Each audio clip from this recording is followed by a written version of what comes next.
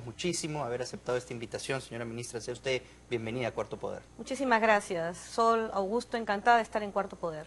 Usted está ahora negociando con todos los partidos, no negociando necesariamente por el voto de confianza, sino más bien tendiendo puentes en un momento de mucha tensión política. ¿Cómo está avanzando este proceso? Lo que corresponde hacer en un gobierno democrático como el del presidente Ollanta es fortalecer la confianza. Y no solamente la confianza en sus instituciones, los partidos políticos, las organizaciones políticas que tienen representación en el Congreso, las personalidades, los ex primeros ministros de Estado, con quienes también me he entrevistado, sino también la confianza empresarial tiene que nacer sobre la base del diálogo.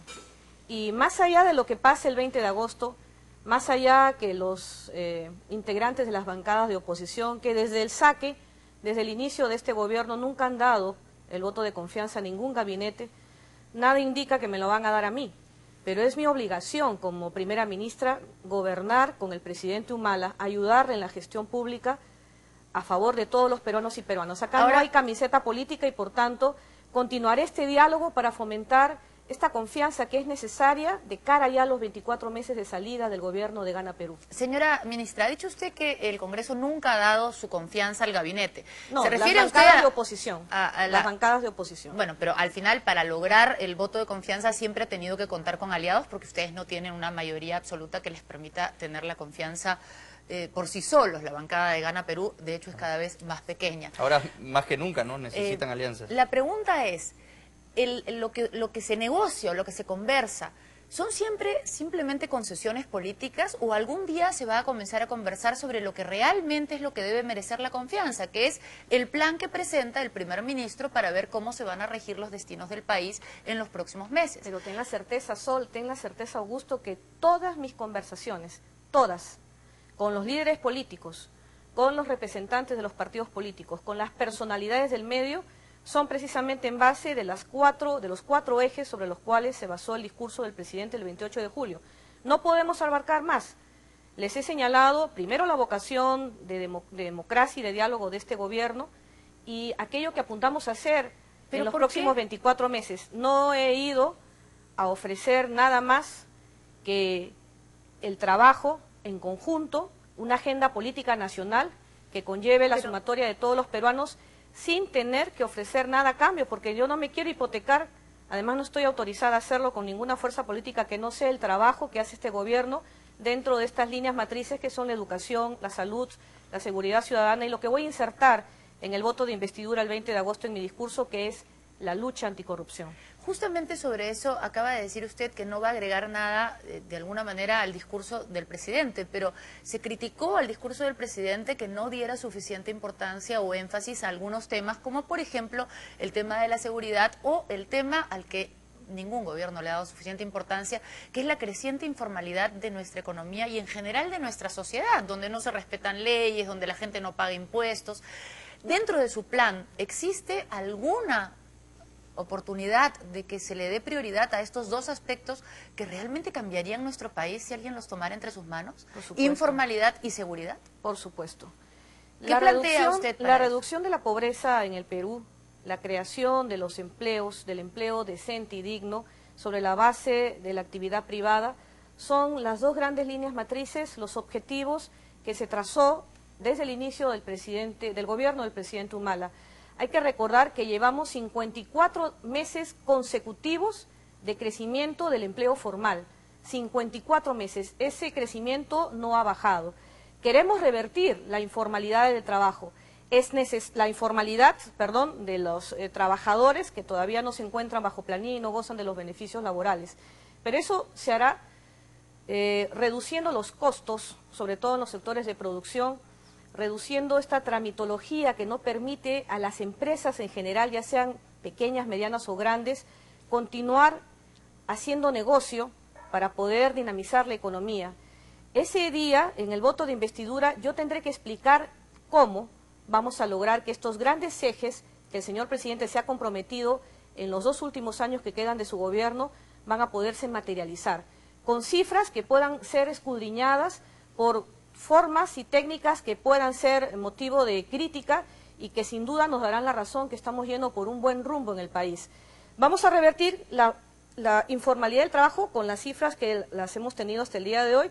Vamos a continuar liderando el crecimiento económico a partir del año 2015 con un crecimiento no menor al 6%, y vamos también a fomentar la inversión privada, porque solamente a través de la inversión privada estamos seguros que podemos lograr esta creación de empleo que nos permita reducir de forma sostenida la pobreza en el Perú. Hay algunas contradicciones respecto, por ejemplo, de los incentivos que con este paquete económico se han tratado de darle al ciudadano, ¿no? El aumento del aguinaldo, la agilidad en el retiro de las CTS, para que haya un poder adquisitivo mayor y la economía se agilice de esta forma. En la ley polémica de las AFPs se le quita más bien la capacidad adquisitiva a los trabajadores independientes, porque van a tener que destinar eventualmente un 25% casi de su sueldo, un cuarto de su sueldo para pagar impuestos, y ahora para pagar estas AFPs, que parece ser una medida que no está del todo sustentada desde el legislativo. Esto no es una contradicción: por un lado se quiere motivar a que la gente gaste y por otro lado se le quita de su sueldo.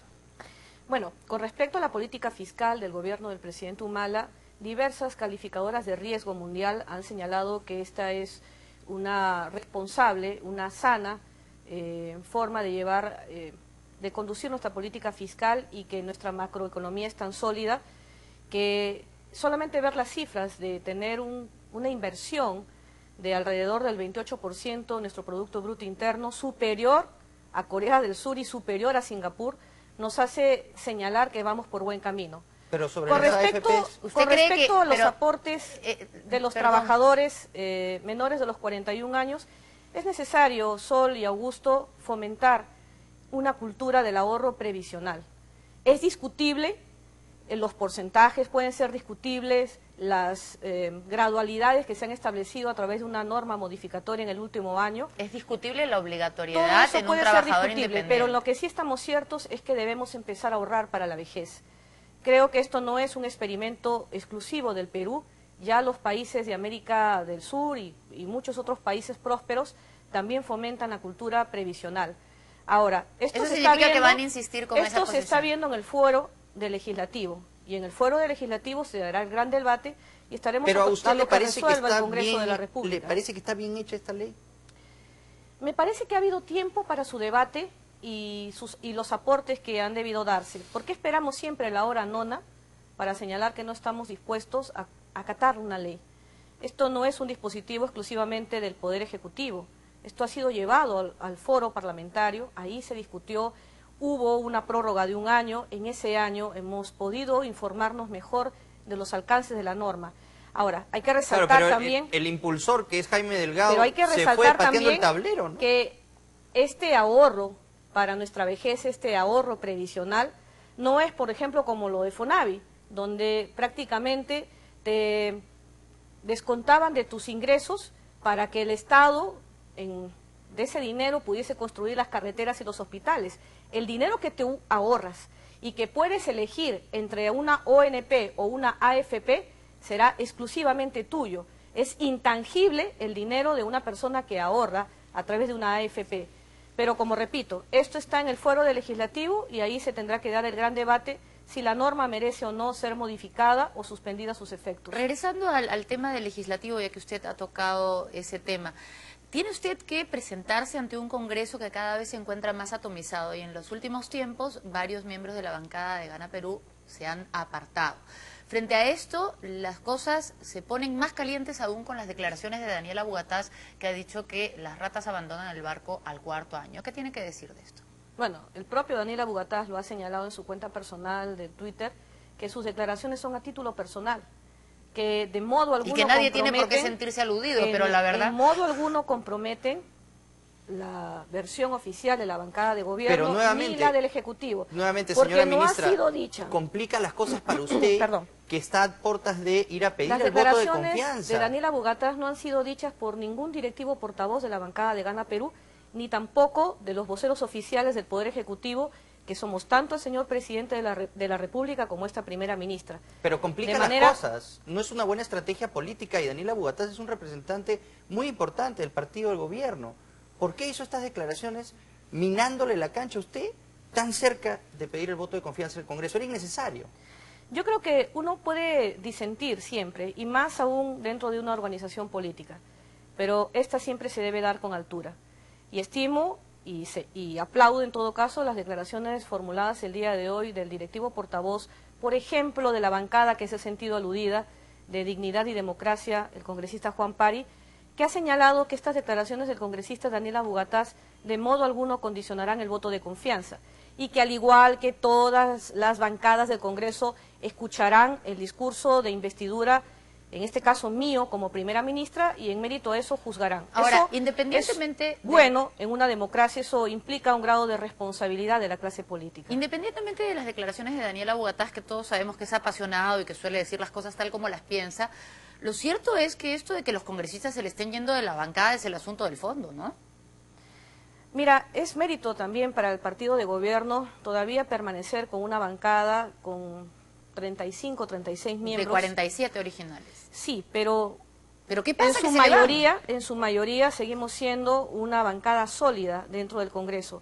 Y sin duda, estas deserciones que se han dado al interior de la misma nos hacen repensar nuestra política y nuestra estrategia de cómo mejorar las relaciones entre Ejecutivo y Legislativo, en este caso con la bancada que representa al gobierno. ¿Y no les hacen repensar también cómo escogieron o cómo dejaron que se inscribieran en el nacionalismo las personas que terminaron ocupando cargos públicos? No, yo creo que las decisiones que son muy personales de quienes han abandonado la bancada obedecen a sus propias promesas electorales. A quienes se comprometieron, he escuchado muchos de ellos decir que han sido electos en mérito al plan de gobierno de la Gran Transformación, otros porque vienen de sectores de la economía que se han visto afectados por las grandes reformas de Estado que ha emprendido este gobierno, pero ninguno de ellos se va por cuestionamientos de carácter sólido, ninguno porque haya habido un atisbo de una violación a la separación de poderes, porque haya habido un atisbo en ir en contra de la libertad de expresión, porque se pudiera pensar desde la bancada de gobierno que se está encubriendo un gobierno corrupto.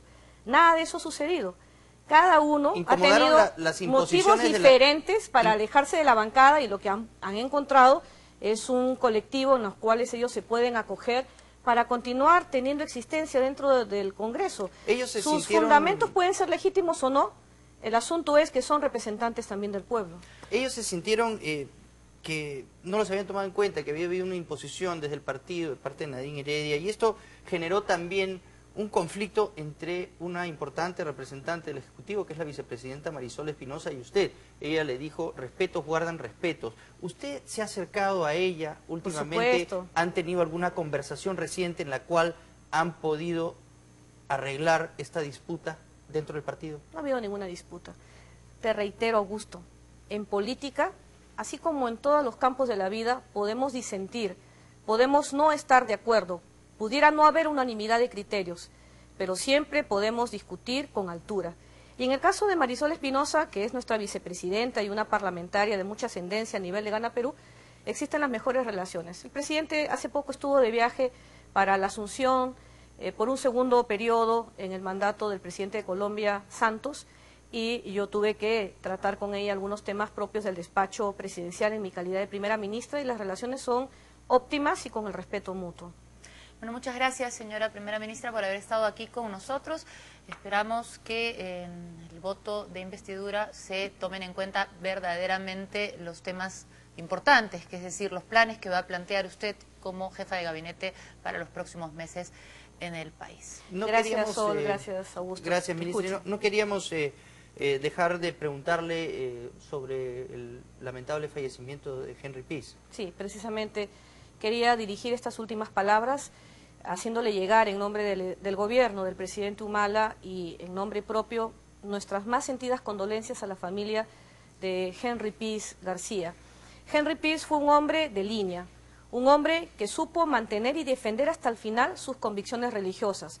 Jugó un papel decisivo en la recuperación de la democracia y además desde la docencia universitaria nos enseñó, sobre todo a los jóvenes, en que sí es necesario incursionar en política, que sí es necesario comprometerse con los problemas de la realidad nacional. Desde acá, desde esta tribuna, deseamos que la memoria de Henry Peace continúe imperecedera, no solo para la democracia en el país, no solo para la historia del Congreso de la República, del cual él fue presidente, sino también para que sirva como un referente en la política nacional, que sí se puede hacer política de forma decente y seria. Y por lo demás, espero